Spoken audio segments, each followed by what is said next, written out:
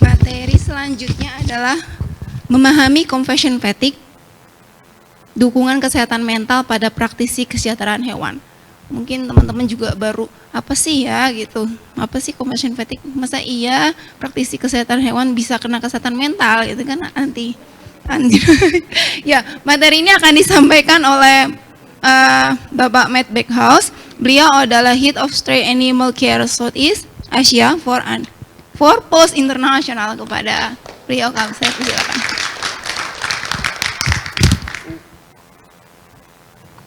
Okay, one second.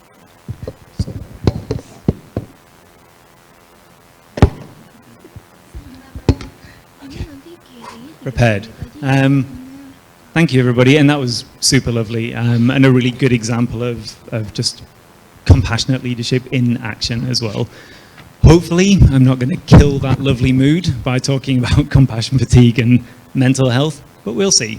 I think though it's nice, and there's some parts of my excuse me presentation where I'm going to talk about. I'm not emotional. I've just got a dry throat. One second. Yeah. Yes, so I'm going to talk about mental health, compassion fatigue, and kind of what that means and why it's important and things that we need to consider when working as animal welfare professionals. I do want to give a trigger warning, just a caution warning before I start. I am going to talk about some mental health issues, some subjects around trauma, suicide, and other things like that. So if that makes you feel uncomfortable or unsafe in any way, please feel free to step out at any point, but there's nothing too graphic or distressing. I just like to put that up front. Okay, next slide, please.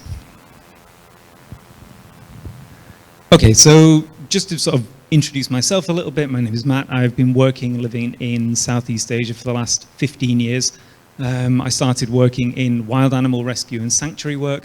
I spent most of my career working in the field on CMBR programs, animal rescue, disaster response, working in animal shelters for many, many years in Southeast Asia and also in India for a year, where I worked on a huge vaccination program for Humane Society International.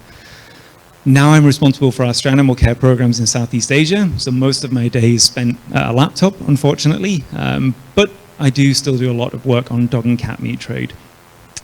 Over the years, I've seen some horrific animal suffering and a lot of animal abuse. I'm sure a lot of people have experienced similar things. Nothing really has compared to the level of upset and the level of distress that personally that I've felt working on dog and cat meat. It's one of the hardest things that I've ever been involved in. I'm going to explain a little bit more throughout this presentation, but these experiences have taken a toll. There is a weight that you carry when you do this work.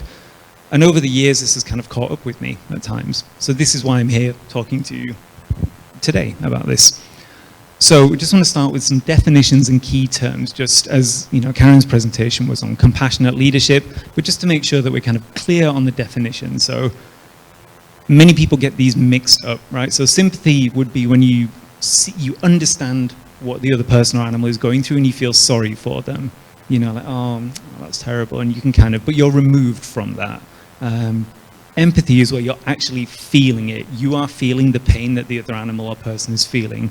I would bet that the majority of people who are called to work in this line of work, saving and working and sacrificing themselves for animals, generally have high levels of empathy. They're really very sensitive and they really feel stuff.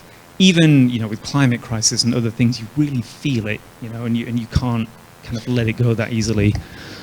Compassion is the willingness to take action. So compassion is a verb. It's empathy in action, as Karen presented there. Like, it's not a passive state.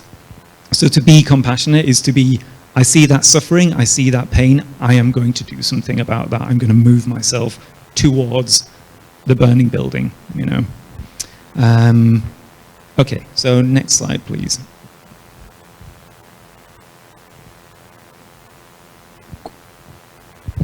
Okay, so what do we mean when we talk about compassion fatigue? So it does have other names. It can be referred to as empathetic distress. But what we basically mean when we talk about it is the gradual reduction of compassion over time because of direct or indirect exposure to trauma. So another way of understanding it, it's the profound emotional, physical, mental, and spiritual depletion that causes a decline in our desire and our energy and our ability to behave in a caring way towards others. So this comes about from a constant demand to be compassionate and effective. You always need to be on. You know, you said you live and breathe John, right? There is a high level of pressure and expectation to always show up, never take a day off, always do more. It never ends, you know, it never ends. So compassion fatigue really, or empathetic distress, is very prevalent in social care jobs. So firefighters, social workers, counselors, you know, people that work in challenging, empathy-driven professions. And basically what happens is that we get to the point where we're not able to exist without internalizing all of this pain, feeling all the pain that we witness. You know, every animal that's injured, you feel it, you take it home with you. Well, not the animal, but maybe most of you will. But what happens is we end up then becoming so overwhelmed, so overworked and suffering too much that we can't actually make good choices and we can't continue to show up in a best possible way. We can't keep taking compassionate action. So, and what I mean by direct or indirect, I just want to explain that a little bit. So primary or direct trauma, that means it's actually happening to you. So if you're working out in the field, somebody threatens you or is violent towards you, or a dog bites you really badly, that is a direct trauma, right? Grief also is a primary trauma. So if you are there with an animal or a person as they die, you are involved in that and you're experiencing that firsthand. You know, you're in that moment. You also might experience that in your personal lives, whether you've had abuse in childhood, or you know, you've lost people close to you, or you've suffered in a serious accident, or been the victim of crime. All of these things are primary traumas that are happening to you. Again, with animals, often when animals die that are under our care, that sense of failure and that sense of loss is very, very intense and very, very personal. Then there's also secondary trauma. So this basically, or indirect, sorry, in this context, you are not in actual danger. What you're doing is you're bearing witness to an animal or a person who is experiencing a direct trauma. So people change compassion fatigue and like secondary trauma stress interchangeably, but it's important to understand this because if you listen to an upsetting story, if you watch graphic footage like the social media things we just saw Nicola present about, you're even reviewing documents or transcripts for a court case about cruelty or abuse, even when you're caring for animals that have been neglected and abused, you're not in danger yourself, but you're absorbing the stories and the painful emotions of the things that are happening around you. This can cause the exact same symptoms as if you experience it directly.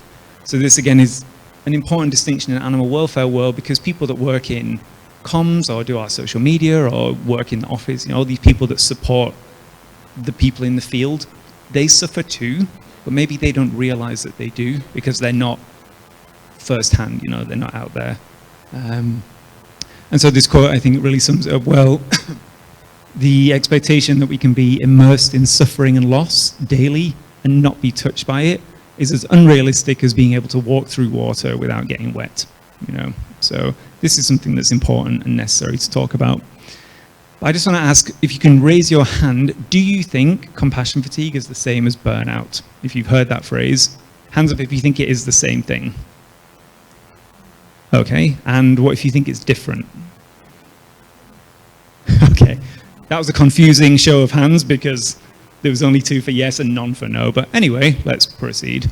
They are different. So burnout is very common, we'll hear this term, but anybody in any profession, whether you're an accountant or a waitress, can experience burnout. Basically what that is, it's an excessive period of prolonged stress with insufficient resources to cope with the demands. So it can be emotional exhaustion, you can be negative, you can just feel like, oh, my job is just shit every day. Like, what am I doing? Why am I here? Ugh. That is, and it's very real and it's very relevant, but it's different from compassion fatigue because it's not trauma connected, right? So where compassion fatigue and burnout are different is that compassion fatigue is driven by that weight of suffering that you're experiencing, whereas burnout can just be, you know, my boss is an idiot, I've got too much work, my kids scream, all these normal life stresses, right?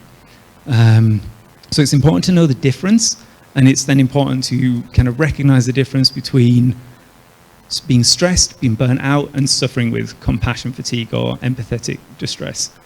Oh, okay, thank you.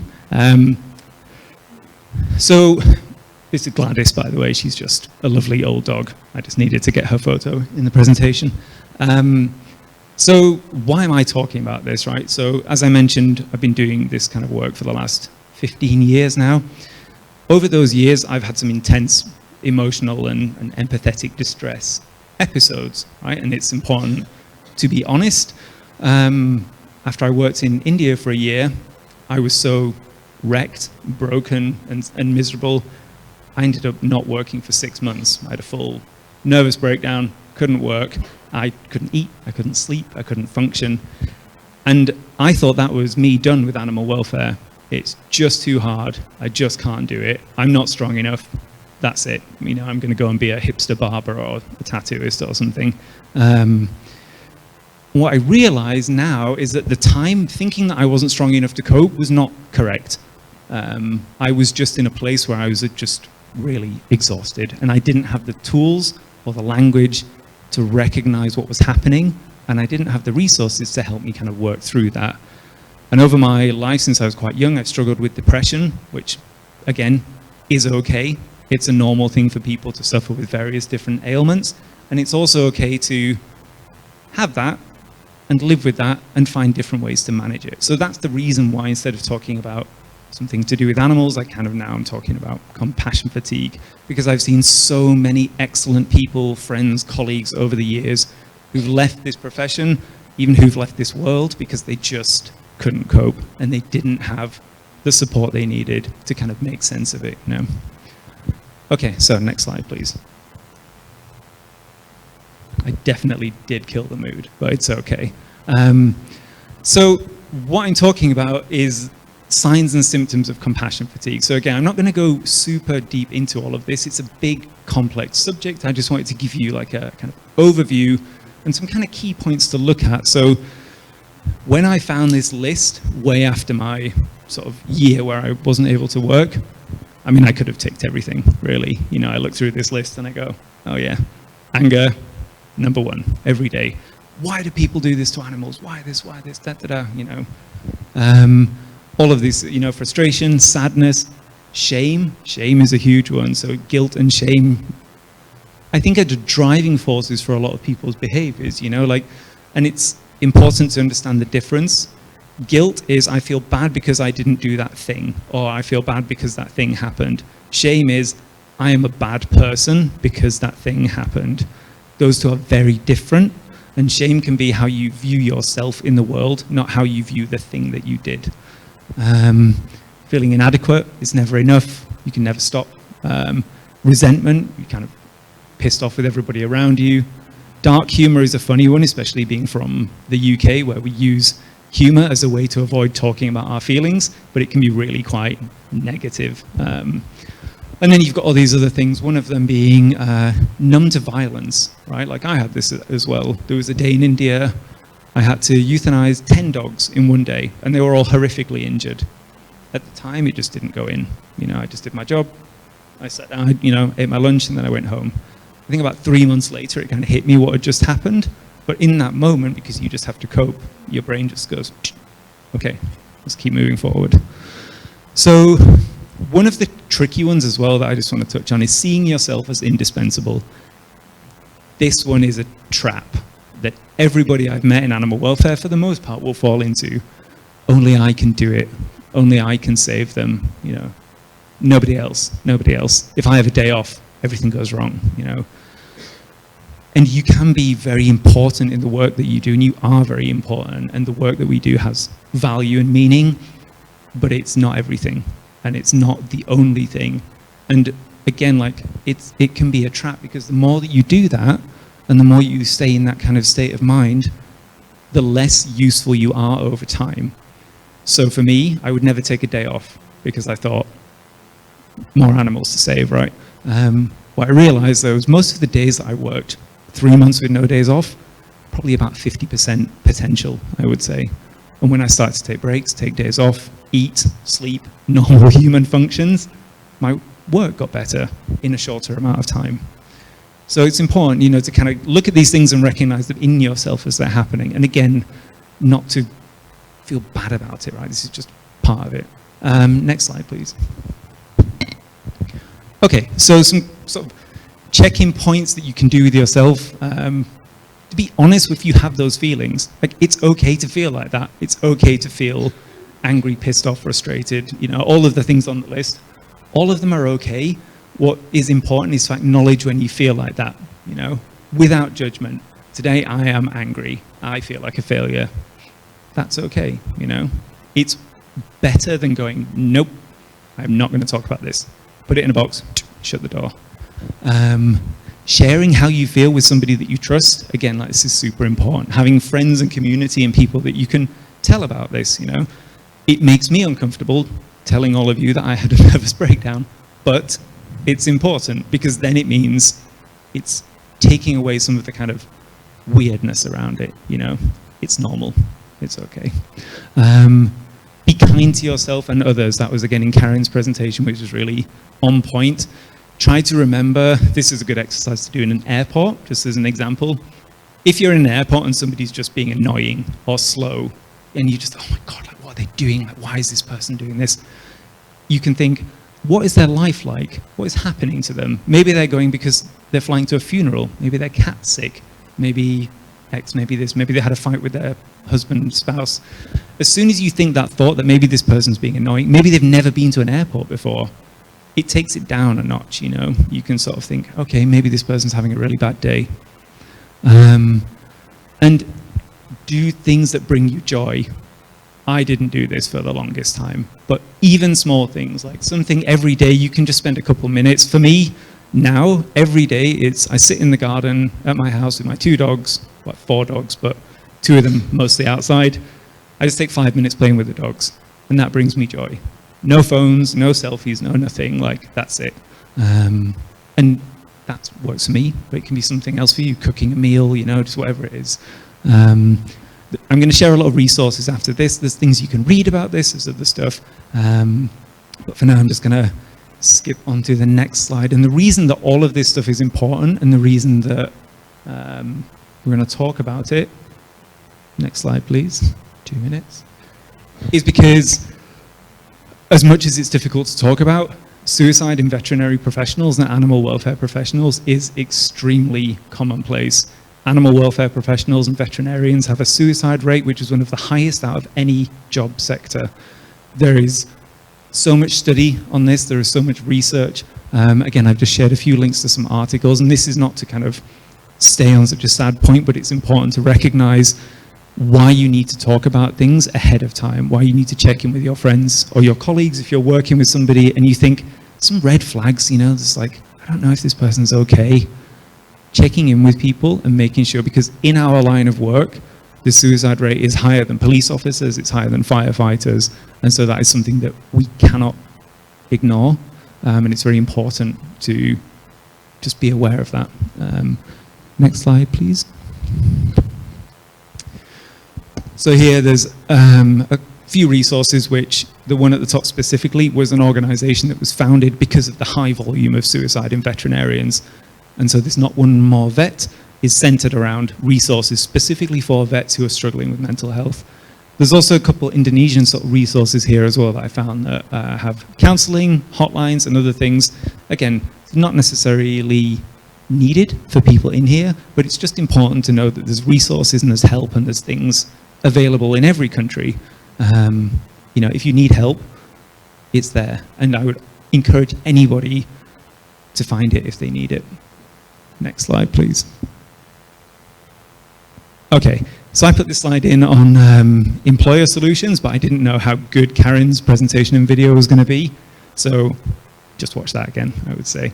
But if you have, staff and teams and people that work for you, just look into this, look into compassionate leadership, look at how you can implement some proactive things a really easy one that you can do is to respect people's privacy outside working hours.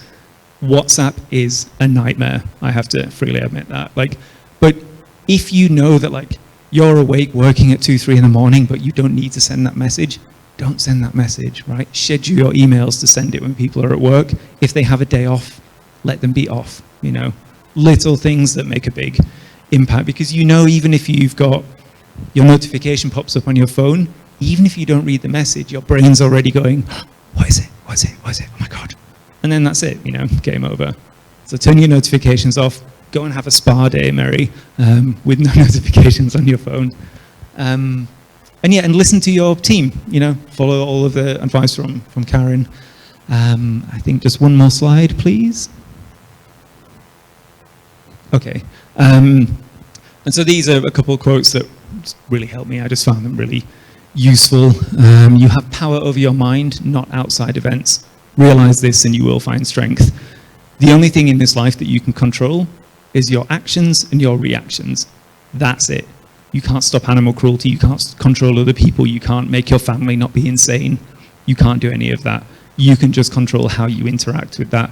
So then you can find peace within yourself. You don't need to go on vacation to Mexico. You can find a vacation within you, But it takes time. It takes effort. And this bottom one as well, this, when I first heard it, made me go, ugh. I'm British. Nobody says nice things to British people, which for good reasons. But you are enough, and you are loved, and you matter, always. That's it. You are not defined by the things you create. You have value because you're you. You're not defined by your work, the number of animals you save, the number of hours you put in. We are all equal. We are all worthy of love and respect. That's it. Okay, one more slide, or it might be the end. Okay, there's a few resources here. I'm going to share some more later on. There's some really excellent one, the top 2 especially. The second one is a course on compassion fatigue training. You can do that if you want to.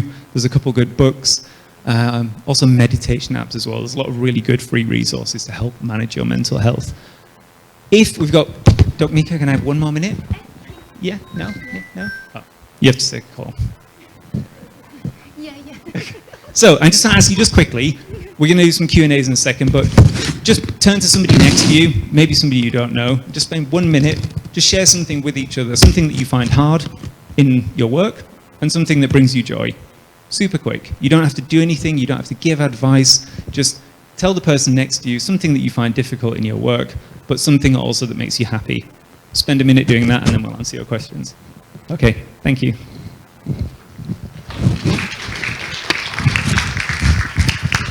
Terima kasih pada Matt